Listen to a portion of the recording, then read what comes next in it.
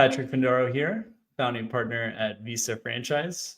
Jason Smith joining us with Fix My Books. He's part of another family business like Visa Franchise started with my brother, but Jason started with his wife. Yeah.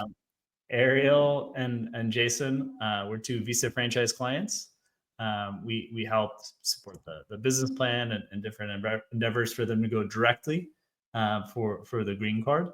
A lot of our Canadian clients tuning in are maybe thinking about moving to the US on a temporary basis, like the E2 visa, O1 visa, depending on if we're able to document their top talent, similar to the EB1A. Or some might be going directly for the green card path, like the EB2, EB1, or even the EB5. So we'll talk a little bit about the visas, as there are some that are more temporary and some that are more permanent, like the green card, the EB1, EB2, EB5 category. But I want Jason to be the star of today's show and really focus on the fiscal aspects, the accounting aspects, and especially demystify what it means to move to the US and not necessarily rush this move and sell all your assets in Canada and wind things down, but at times taking baby steps depending on what your end goal is. So Jason, maybe you have a pretty unique background. Maybe you could talk just a little bit about yourself and your own journey across what, 3 continents, 4 continents? Yeah, so 4? I was born in Australia, and I left there many years ago now, when I was quite young, and I moved to the Philippines, where that's actually the homeland of where my mom is from. I met my wife there, Ariel, and then we moved to Hong Kong after that, and then things got a bit tumultuous there. So we actually decided, where do we want to live next? And we decided to move to Canada. And so in 2019, we landed in Canada. We became citizens in Canada. We set up businesses in Canada. We've hired people in Canada. And then around 2023, 2024, we started looking at expanding our options in terms of our business. And then we just thought, oh, look at our nearest neighbor. That's market down south. Yeah, probably the best market to go to in the Americas, because they speak English, very similar cultures. And then, we looked into what it would take to move there, to expand our business there. And, we found you, Patrick. And yeah, that's kind of where the journey began. Was it off YouTube, or how'd you come across us again? Yeah, so we actually were just searching YouTube. A lot of the things, you were watching one of these videos. Yeah, so it's the same with a lot of business owners. How they find us is my wife makes a lot of YouTube videos on how to do certain bookkeeping or accounting concepts, and yeah, that's how we found you as well. That's great. And then for you, I guess with our platform, sometimes clients come to us with like a preset idea, but with our network of attorneys, we're able to provide different solutions. And what a client comes to us saying, maybe they want to do the E2 visa, but after we're together with the attorneys, they're able to really dissect what your true immigration as well as business objectives are. There might be a pivot. Yeah. But the third stool was the accounting side. Yeah, so you did that with us. And so, several years ago, we started Fix My Books, which is a bookkeeping and accounting firm. And then we just realized that, Canada's good for small business, but the US is great for small business. And, that's, who the clients that we service.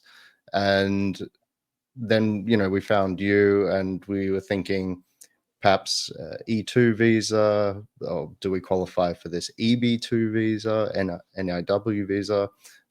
There were just so many different ones to choose from, and it was, we're good at forms and we're good at accounting, but we're not good at, even though we've moved, visas are a whole different thing. So we thought best to approach someone that knows this area, especially with the US, because you don't want to make a mistake on your application. You don't want to apply for. You can't come for 10 years. And Yeah, exactly. You don't want to apply for an E2 visa when your real intent is to, move there and immigrate there permanently. And you don't want to apply for a permanent residency visa when your intent is simply to just do business there. So yeah. That's well said. And I mean, how I always say it when clients are coming to us, and whether they're looking to buy a franchise, start their own independent business, uh, is there's three items that we have to consider. There's the investment opportunity and risk. There's the visa, getting the visa, but also the risk, and then there's the accounting side. And I, Yeah. I find it's difficult to balance all three.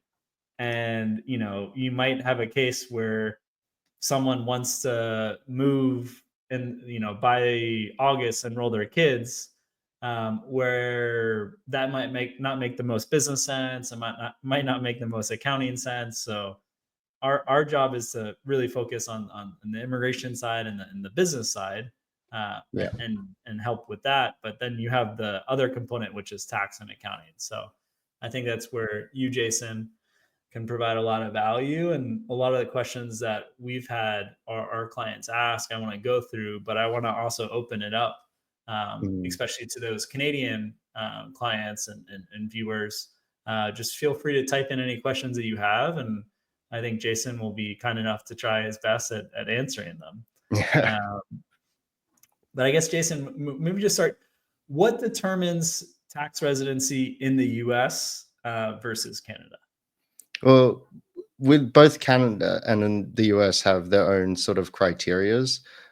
So Canada, it's ordinary residency, where it's basically, are your family there? Is your home there? Is your work there?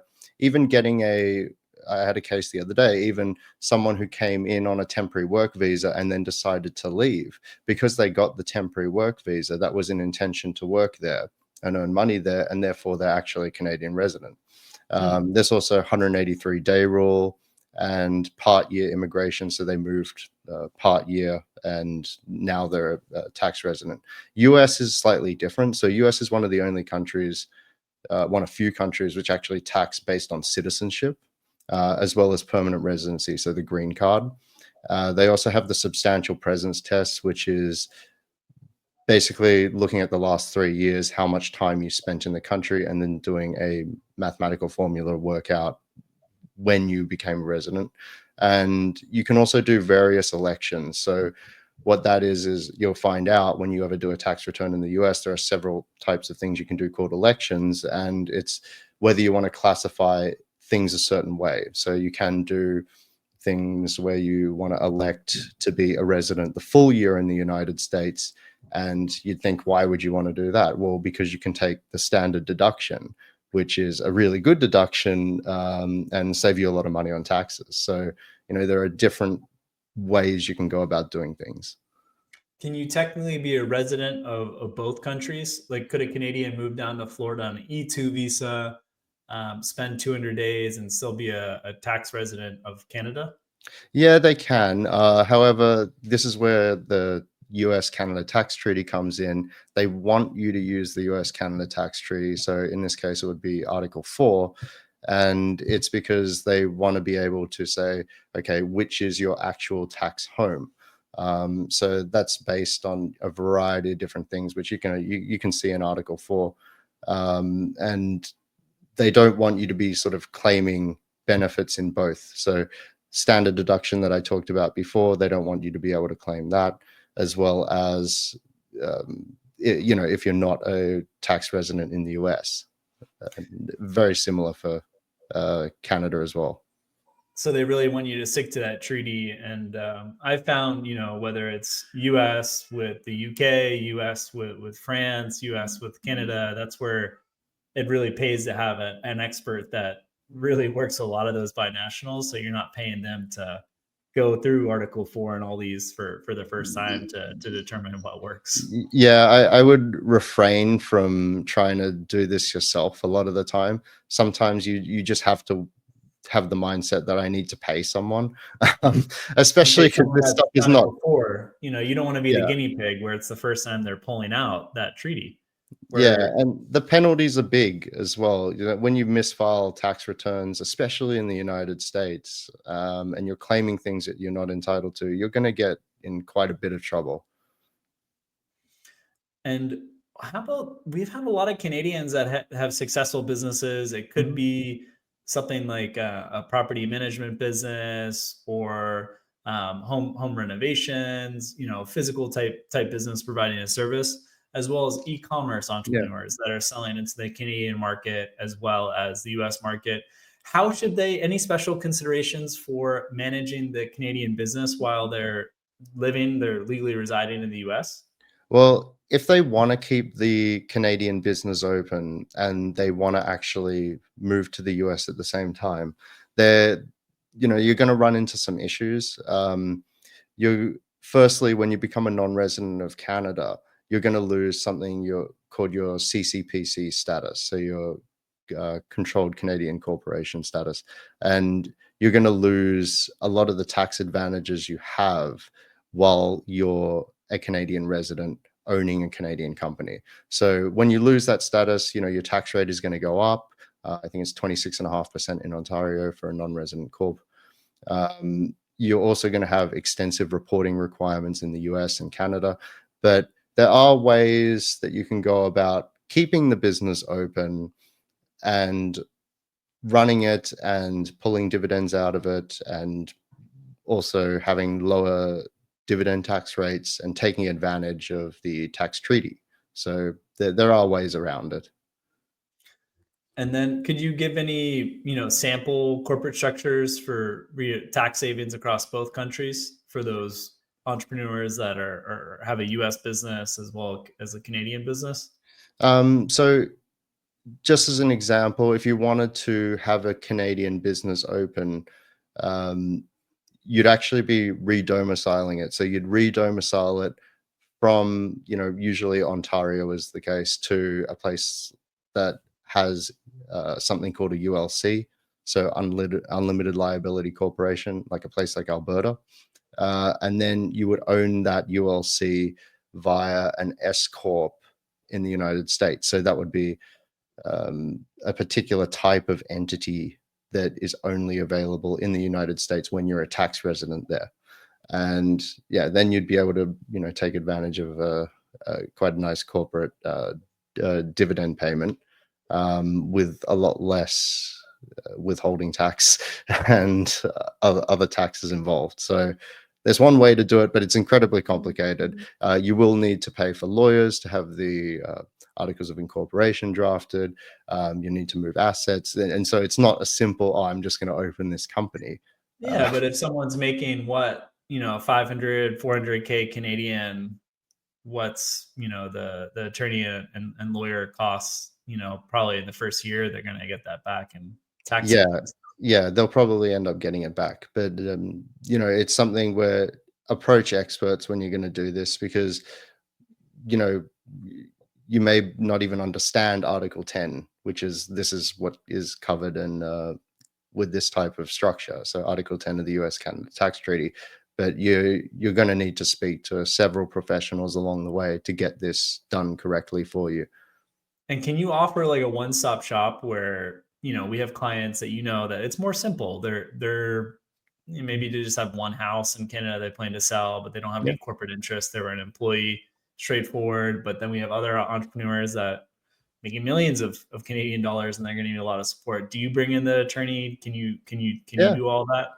Yeah, we have contacts. So one of the people that helped train me with this sort of stuff, he was working in a big four accounting firm, and he actually has a reputation with the tax agencies here, or in Canada. Uh, he's the reason particular law was invented. Um, but we can put them in touch with lawyers and that kind of thing if they need to. They can help set these sort of things up.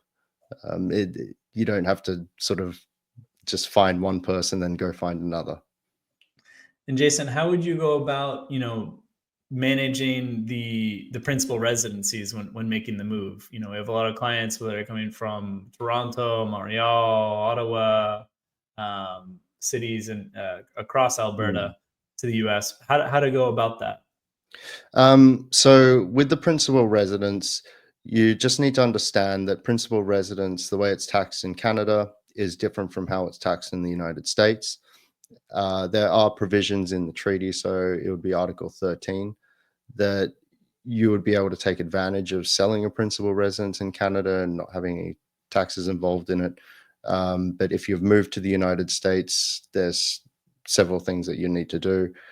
However, if you're going to do things where we get a lot of these clients where they'll have the principal residence, they don't actually want to sell it, they want to convert it to a rental property, then you're going to go and have a lot more reporting requirements. There's a lot more things to do, but it's all manageable. And then how about, managing retirement accounts, stocks, and shares? Um, I had that to ask because it's a common question. And then we even had one of the viewers also ask about specific retirement accounts. So with retirement accounts, not all of them are created equal. Some are covered under Article 18 of the U.S. Tax Treaty, but there are strategies you can take to be able to, move country from Canada to the United States and also pull out um, funds from or withdraw funds at a lower withholding rate. But there's quite a lot involved in that. But generally, with retirement accounts, you have to watch out because whilst it may be a regular retirement account like a TFSA in Canada, in the United States, that may be classified as a trust. So you're going to have a whole bunch of different reporting requirements. And I just want to warn people, if you own something called a PFIC, so you can type this in Google, PFIC, make sure that you don't own that when you move to the United States, because the reporting requirement for that is going to be more than the PFIC is worth to you. Oh, wow. Yeah. So I guess for you, initial step is, hey, what are your assets and liabilities? Show me your personal balance sheet. Yeah. Do you anticipate? Would you do any changes regardless of me in this move? If so, what? And then what changes you might be amenable to? And if you're not amenable to some, then you're going to have, there'll be consequences. Or obviously there could be benefits as well. Yeah. So I just like to warn people of what it is going to take sometimes when you move to keep an asset, right? So you may want to consider selling it simply because just the headache of keeping it is going to be too much for you over time. Um, but there are some assets where you just want to keep them anyway, so you may really want to keep your home. You grew up in this home, you may envision, oh, you may have had an E2 visa and you're going to the US Go and you back expect to stay there later. 5 years, yeah, and you want to move back and have the home. So yeah, that's perfectly fine. You just have to realize that there are certain rules of engagement with the tax code, and you have to sort of work your life around those to a degree, but also try and work within what the client wants to make sure it's manageable, because you don't want to have to tell them to sell their home for no reason. Definitely. And what would you say, like, is it a net savings, someone moving from Ontario to Florida? So I actually did a video on this in terms of taxation and then factoring in costs of healthcare and that kind of thing. And the best thing about when it comes to moving to the United States is the range and optionality that you have, and optionality being the key word. So you can decide, I want to move to a very cheap area, that's okay. Or you can move to a very expensive area, and that's okay. And you can change your healthcare costs and you can do all that. But in Canada, you really have this floor when it comes to cost of living. So you'll struggle to find in Ontario a whole house to rent with 1,000 square feet that's under $2,500, right? So it's, your cost of living really has a base, whereas the base range in the United States can vary, and it even varies very wildly depending on the state that you move to. Yeah, no, that's well said. And we've seen parts of Florida become very expensive, but Mm. certain parts of Florida, it's extremely affordable with good public schools and reasonable other costs. And then a lot of our clients are also like in the Carolinas that, it's significantly less money than many parts of Ontario. No, they don't look at Tennessee very often. Tennessee is very good in terms of taxes, healthcare, Yeah. um, and what you want out of life. The cultural capital too, Yeah, Nashville.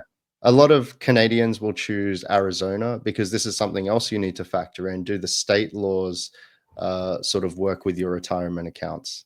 And Arizona is one that is very friendly to Canadian retirement accounts. So Okay.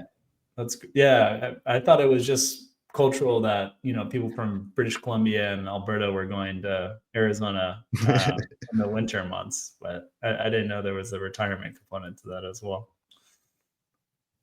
Um, so you have the local laws. So you have the state. There's a lot to play with here. I mean, play yeah, so with. you've got the treaty and federal, and Yeah. then you've got provincial and state, and then your local laws in the US as well that you've got to Okay. work with. So you just have to remember that there's a lot to deal with. So sometimes you're going to have to do a lot of planning, especially if you've got a really complicated situation or you've got assets that are Complicated. You kept mean everywhere. you have business assets, homes, different Yes. sources of Yeah, income. so that would be the most complicated, would be business assets, home, retirement accounts. If you've got stuff from prior to moving to Canada, if you've got a situation like me where you've been working in another country and you've got something open, that all becomes reportable in the United States. It's reportable in Canada as well, over a certain threshold, but yeah, it can become quite a headache if you just have a lot of stuff everywhere. It's best to be clean and do it, and be as succinct as possible with this kind of stuff. Jason, I know you and your wife have a great practice on helping e-commerce entrepreneurs, Mm. across all different platforms. But I guess for a lot of those entrepreneurs, they're able to kind of consolidate just to have, a U.S. entity where it's a little easier than those that are providing, a physical a service in certain municipalities in Canada that they have to have a license for and everything. I imagine there's more flexibility for those type of online products and services. Yeah, so if you've got an online business, it's going to be a lot easier for you to move as well. And it's especially the case if a lot of your, or most of your inventory or all of it is held in the United States, because really then you're just shifting an invisible entity. You're not having to shift anything in the warehouse. It's already there. And that's what we see with a lot of, because we deal with a lot of e-commerce businesses, mainly Amazon sellers and Shopify, some Etsy as well, but the vast majority of the businesses we deal with in e-commerce, their inventory is housed in the US. It makes more sense because the market is bigger. A large proportion of their revenue, usually 80-90%, is already from the US. So We've gone through some common mistakes just chatting here for the last 20 minutes or so, but any other ones that we didn't talk about that you think are important to cement to our audience to be mindful of? um, just try and be as open and honest as possible when you meet with someone like me, so we can really get an understanding of the assets that you have, because the last thing you want to deal with is when you move and you forget about something or something comes up, and it just then becomes another headache for you.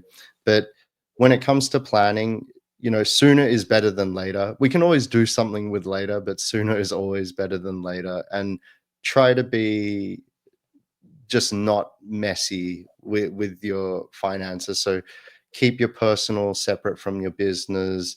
Don't mix your company assets around. Like if you have multiple companies, which some of our clients do, they'll have multiple ones. Don't just mix them around randomly, because you're going to end up with things like transfer pricing issues, that kind of thing.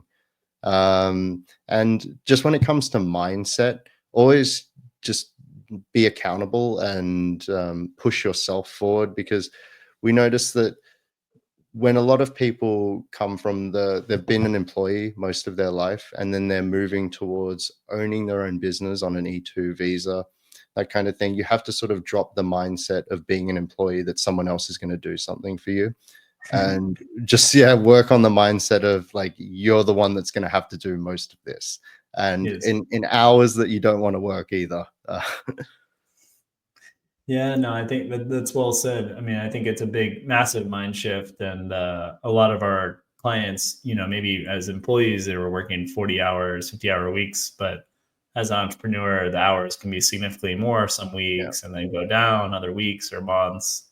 And it's generally worth it at the end, but usually becoming an entrepreneur for the first time, especially if you're in your 40s or 50s, is going to be a pretty it's big hard. adjustment.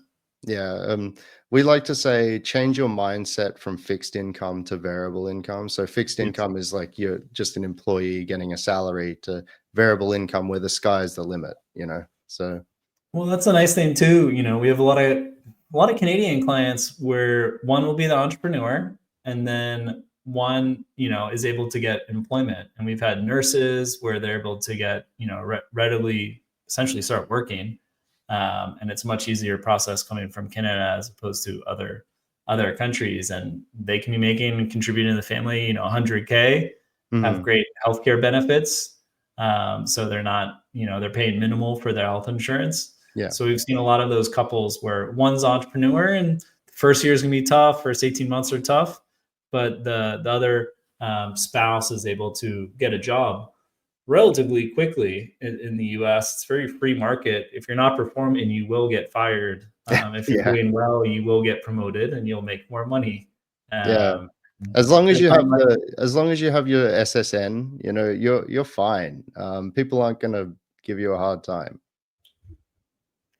And then before we go into some more of the questions, tips for simplifying compliance and planning when moving.